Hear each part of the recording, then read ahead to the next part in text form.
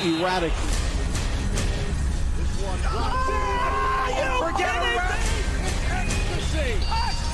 Siul, prediksi dan ulasan sepak bola.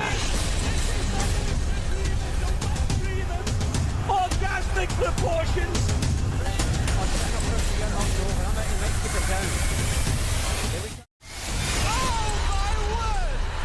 Kembali lagi untuk program Siul, prediksi dan ulasan sepak bola. Kita masih membahas untuk gelaran Piala Dunia 2022. Terima kasih sekali lagi yang sudah bergabung. Ibu Hera di Tirto, selamat sore Siul. Jika negara konflik Ukraina masuk kualifikasi, gimana dengan Rusia sendiri? Nah, kalau Rusia ini sudah di-kick ya Bung ya? Sudah di-delete ya. Dan Kayak memang- dulu Yugoslavia menghadapi satu grup dengan Denmark. Denmark. Ya, di Piala Eropa 92 itu dengan Yugoslavia menyerang Bosnia dan Montenegro, maka kemudian dicoret ya. Nah, itu perang Balkan, itu imbasnya. Nah, Rusia sudah di-kick, sudah dihilangkan dari Piala Dunia oleh FIFA. Iya.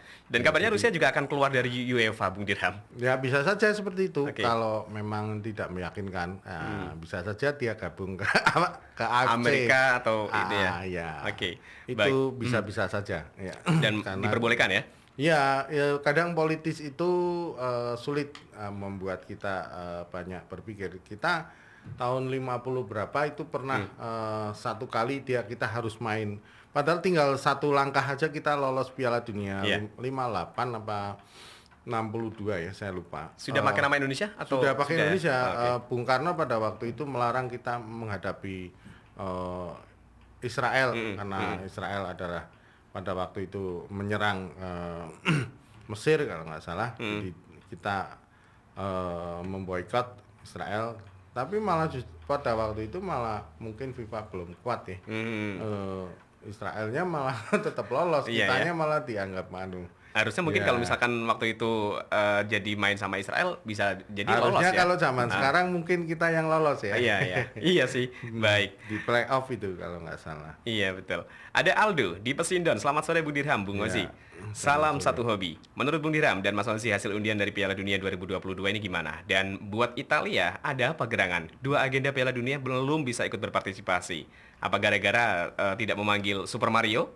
Dan bisa tolong disampaikan ke Pak Wali Kota biar ada gelaran ini nobar Piala Dunia di alun-alun atau di Jetayu atau di Mataram boleh. Kalau sampai ini terrealisasi juga bisa membantu perekonomian para pedagang kecil, tapi tetap harus prokes. Dan masa sih nggak bisa terrealisasi 4 tahun sekali loh ini. Wah, gimana tanggapannya Bung? Kalau tadi pertama Italia itu saya kira bukan karena faktor Balotelli ya.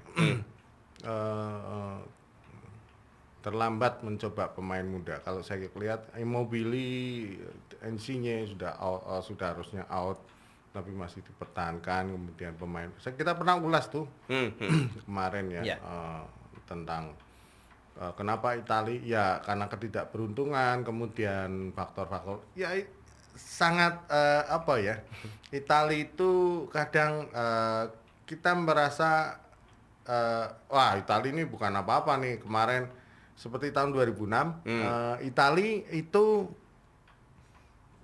apa, kan ada kasus Calciopoli, Juventus harus turun ke Serie Liga B. B, Serie B. Nah itu Italia dipandang sebelah mata, tapi nyatanya bisa juara dunia. Terus zaman Paolo Rossi juga begitu. Nah ada satu yang unik dari Italia. Ya mungkin ya, tapi itu bagaimanapun itu adalah faktor apa ya? Ya boleh dikata kalau orang bilang keberuntungan, tapi memang Tuhan lebih menginginkan ya pokoknya masih belum bisa gabung lah ya. Macedonia yang diberikan kemenangan oleh Tuhan. Meskipun nggak bisa lolos juga ya. Sulit kalau kita secara matematik bayangkan hanya 2 peluang dalam satu pertandingan, 2 peluang shot on goal, hanya satu gol yang bisa mereka, dan nyatanya Macedonia tidak bisa berbuat apa-apa dengan melawan Portugal. Iya, ada Bruno itu di situ, sang bintangnya ya. Ya, kalau masalah nobar itu yang harus diperhatikan ya tentu bukan hanya soal prokesnya ya. Kalau prokes sih jelas, tapi sulit sekali untuk melihat prokes ya, menerapkan prokes. Cuman apakah masalah lisensi kepenyiarannya ini menyiarkan nobar itu boleh nggak? Karena jangan-jangan kalau malah kita dituntut gitu. bisa jadi. Karena kalau saya lihat potensi Piala Dunia kali ini kemungkinan orang nonton hanya pakai TV ya kabel mudah-mudahan bukan swasta. TV swasta ada yang bisa tertarik menyiarkan sehingga kita bisa gratis kan pakai. Tapi sekarang kan era digital nih. Jangan-jangan kita hanya memprediksi ya, walaupun belum ada pengumuman resmi. Jangan-jangan yang TV berlangganan nih yang hanya menyiarkan. Nah, sulit juga. Kalau TV berlangganan misalnya kita nobar, kita nggak izin, nanti kita malah kena dituntut malah kita. Nah, itu menjadi bumerang. Itu yang harus diperhatikan. Jadi nggak sembarangan. Kalau masalah nobar mungkin timnas kita yang main yo bisa-bisa aja. Cuma kalau di Qatar ini kan sebenarnya selisihnya sekitar 3 jam ya kalau nggak salah dengan Indonesia. Jakarta dengan Indonesia. Kita lebih dulu 3 jam. Jadi misalnya di sana main jam 4 sore berarti kita main jam 7 malam. Kalau di sana jam 7 malam berarti kita jam 10 nggak terlalu malam banget ya. Kayak di Eropa kayak di Belanda ya ini. Kalau kita pengalaman nonton Piala Eropa di Belanda itu kan nggak terlalu malam. Nah, ada kemungkinan seperti itu atau di Jerman lah. Di Jerman sama juga. Jadi nggak terlalu malam itu mungkin misalnya sebelum jam 12 sudah selesai itu agak nggak bikin capek besoknya ya. Iya. Cuman itu tadi faktor kendala. Nah, mungkin untuk kerumunan tertentu sudah mulai sedikit dilonggarkan lah. Tapi kita harus melihat dari sisi kepenyiarannya karena ada lisensi yang mahal yang harus nanti kita malah dituntut, malah repot kita. Bahkan sampai dengan saat ini masih belum ada kabar TV swasta akan menyiarkan atau tidak, Bung Diram? Karena sampai saat ini belum ada kabar karena mungkin masih lama ya, bulan Oktober ya. November nanti November ya. Nah, jadi ada kemungkinan lelang itu masih terus berlangsung proses. Siapa sih yang akan menjadi sponsor itu juga penting juga, berapa mereka kalau sudah kalau di beberapa tahun yang lalu misalnya 98 itu gampang cepat sekali ya. Kalau ini agak dengan kondisi perekonomian Pekalongan yang ya bukan Pekalongan tapi seluruh Indonesia agak berat ya. Itu ya kita berharap lah event-event seperti ini bisa membuat kafe menjadi ramai. Kafe pun juga akan berhitung ojo-ojo kok nyar ke Piala Dunia malah salah. Dapat somasi juga. Baik, sebelum kita lanjut ke grup berikutnya, Bu Dirham, ini ada tanggapan juga dari Aldo di Pesindon. FIFA itu menurut saya nggak profesional, urusan olahraga kok dicampur politik seperti itu ya. Iya, terima kasih Aldo di Pesindon. Kita masuk grup ini, Bung Dirham. Grup yang bisa dibilang grup neraka ini ya. Grup A mempertemukan antara Spanyol dengan Jerman. Di situ ada Jepang dan satu lagi masih menunggu hasil playoff di leg kedua untuk dari Eropa berarti dari Afrika Ya. Nah, mungkin bisa kita lihat kalau di bagian ini Bung Dirham, Spanyol sama Jerman kemungkinan bisa dua lolos ya. Negara yang menjadi finalis Piala Dunia di Afrika Selatan ya 2010. Ini ramai sekali nih Jerman semifinal Piala Eropa, semifinal Piala Dunia 2010 ya. Jerman lawan Spanyol. Ini klasik ya, bahkan di Piala Eropa 2008 pun Jerman lawan Spanyol finalnya. Jerman kondisinya juga jauh berbeda. Sepertinya mantep banget karena Jerman ini termasuk tim yang awal lolos ke Piala Dunia ya. Dengan prestasi di kualifikasi yang sangat meyakinkan. Nah, apakah Flick ya mudah-mudahan strateginya tidak mampet ya. Karena kan kadang dia begitu muncul, wah strateginya udah dibaca tim lain. Nah ini Enrique termasuk yang punya banyak strategi yang di luar dugaan. Nah apalagi Spanyol ini banyak pemain-pemain muda. De Gea aja nggak masuk tim. Nah, itu nggak dipanggil. Nggak dipanggil. Nah, ini menarik nih. Enrique tentu dia pengalaman dari Mancini ya. Mancini itu dia sementara Enrique berani mencoba pemain muda. Kita bisa lihat di Piala Eropa tahun lalu, terus di Olimpiade kita bisa lihat Spanyol punya pemain-pemain muda yang bagus, luar biasa ya. Ada Ferran Torres nanti ya, saya kira punya banyak pilihan. Pantas ya, mudah-mudahan mereka bisa mengulang generasi emas mereka ya. Ada zamannya Iker Casillas dan kawan-kawan. Iniesta. Iniesta. Nah, Iniesta pun ketika dia pernah main di Jepang, ini ada semacam telah diminta oleh Enrique untuk menjadi mata-mata karena mayoritas pemain Jepang ini justru mereka main di Liga luar ya? J-League main di J-League. Jadi mereka ada tim Iniesta ini karena dia pernah di Vissel Kobe, maka dia punya tugas untuk memata-matai. Iya. Ya. Ngasih bocoran lah paling tidak ya. Paling tidak seperti apa aja kekuatan dari Jepang. Tetap mengkhawatirkan buat Spanyol. Ya, jangan-jangan menjadi batu sandungan. Bisa juga. Jepang ini sekarang kualitasnya sudah, apalagi punya Minamino, Kubo, ya, yang pemain-pemain terus yang di Arsenal juga ada ya backnya. Dari Jepang juga itu. Dan yang menarik dari Enrique ini sama sekali tidak memanggil satupun pemain dari Real Madrid, Bung Dirham. Ya, mungkin itu karena kan pemain-pemainnya menonjol ya, selain paling Asensio ya. Asensio. Kalaupun bekas pemain Madrid mungkin bisa, yang di Juventus strikernya siapa?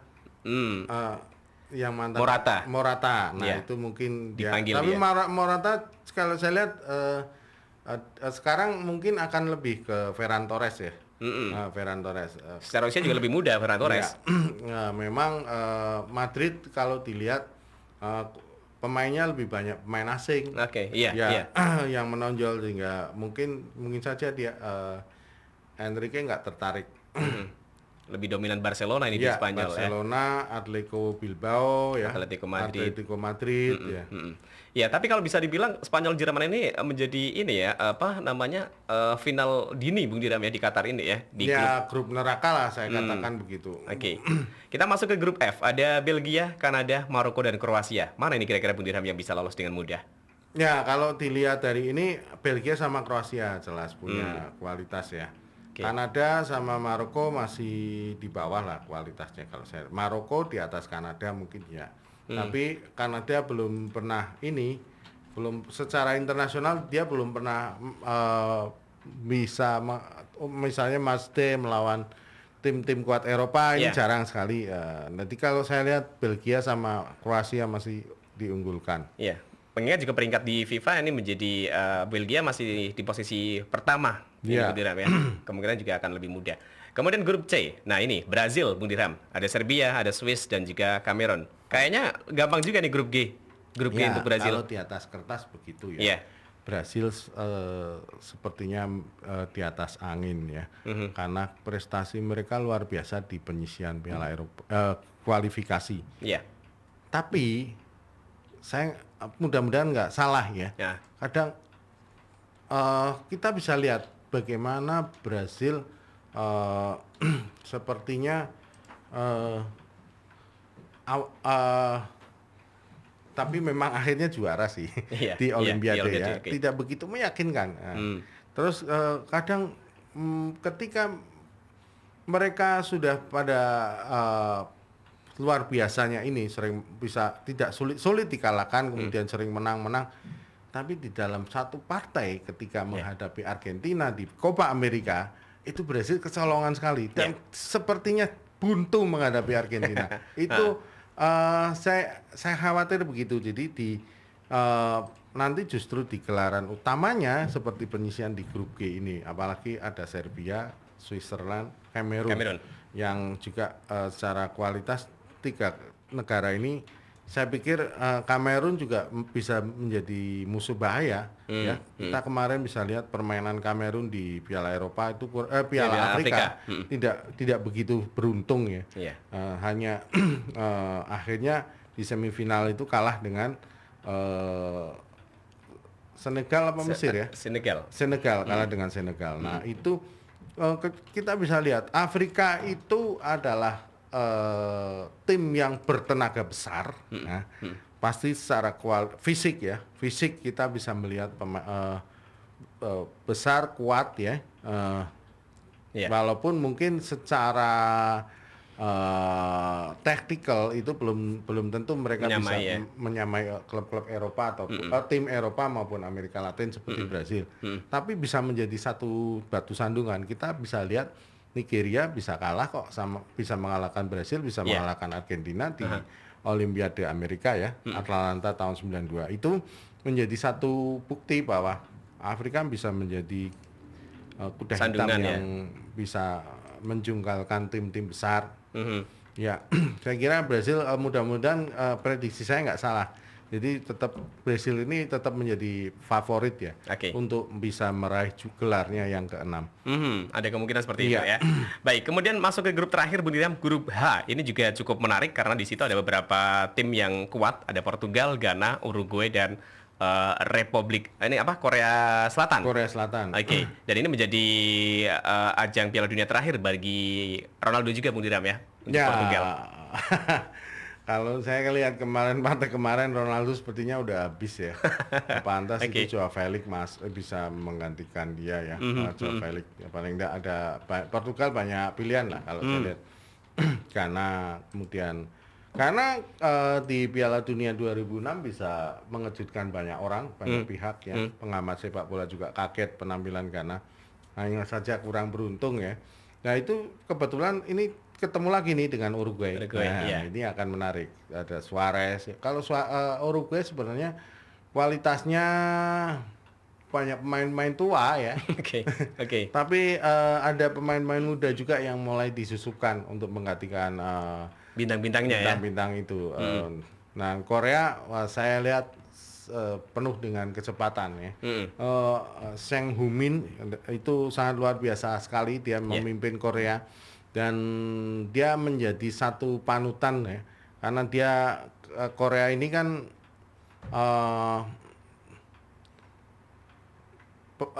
permainan kalau Korea sekarang itu kan sudah berbeda. Kalau beberapa tahun yang lalu mungkin hampir sama dengan Jepang. Tapi Korea sekarang kalau saya lihat itu speed dan lebih punya bagus taktik ya yang berbeda lah. Kalau dia bisa memanfaatkan lebar lapangan, umpan-umpan dari sayap selalu berbahaya, dan punya pemain-pemain yang tidak kalah dengan Jepang yang juga menjadi bintang di klub-klub Eropa. Nah, itu menjadi modal dari Korea menghadapi Piala Dunia. Kita bisa lihat kok polesan dari Sintayong seperti apa ya. Hasil Sintayong. Nah, Korea tentu akan mempersiapkan diri di Piala Dunia ini jauh lebih berbeda ya mungkin dibanding ini kan tim yang selalu tidak pernah ketinggalan di Piala Dunia. Mereka selalu ikut dan dari tahun ke tahun kan semakin hebat prestasinya. Tahun lalu Piala Dunia di Rusia mereka mengalahkan Jerman. Nah, itu menjadi satu bahwa ini bukan tim sembarangan gitu Korea. Nggak bisa diremehin gitu. Tidak bisa bersaing dengan Eropa, Amerika Latin ya. Baik, Qatar 2022 Bung Diram. Kemungkinan final akan mempertemukan antara dua tim dari Eropa atau mungkin bisa Eropa, Amerika Latin. Kalau dari Asia mungkin masih belum bisa berbicara banyak Bung Diram sampai dengan final kalau ya. Asia paling enggak berempat final lah atau berdelapan final karena mungkin berbeda ya secara kualitas ujian-ujian dari masing-masing pemain ya. Kalau Afrika juga kita berharap ada yang seperti itu ya, perempat final paling enggak. Dan kalau persaingan antara Eropa dengan Amerika Latin, saya kira kalau di cuaca seperti di Qatar ya Amerika Latin lebih ini ya, lebih saya kira lebih diunggulkan lah Iya. untuk bisa meraih Piala Dunia kali ini. Dengan cuaca yang ada di Qatar Iya. November nanti ya. Nanti kita bahas lagi untuk big match lain Bung Idham, termasuk ada Serie A Italia yang mempertemukan antara Juventus dengan Inter Milan, dan juga sedikit nanti kita akan bahas tentang Liga Champions. Jadi pastikan masih di program Siul Prediksi dan Ulasan Sepak.